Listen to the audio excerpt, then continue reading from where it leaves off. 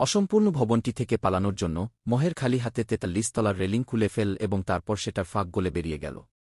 নিচে শত শত মিটার গভীরতা দেখে সে বিন্দুমাত্র অনুতপ্ত হল না, বরং নামতে শুরু করল।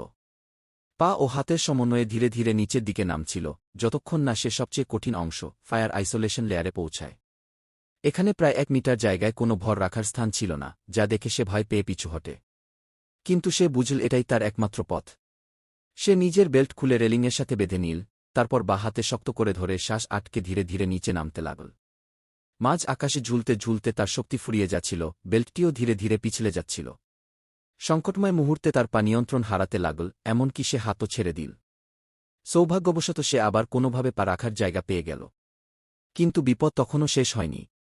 এই তলায় কোনো বারান্দা ছিল না, তাই তাকে রেলিং থেকে লাফ দিতে হল। হঠাৎ ভুলভাবে নামার কারণে সে প্রায় জীবন হারাত। কিন্তু দ্রুত মানসিকভাবে নিজেকে সামলে নিয়ে আবার চেষ্টা করল। অবশেষে সে নিরাপদে বারান্দায় পৌঁছাতে সক্ষম হল।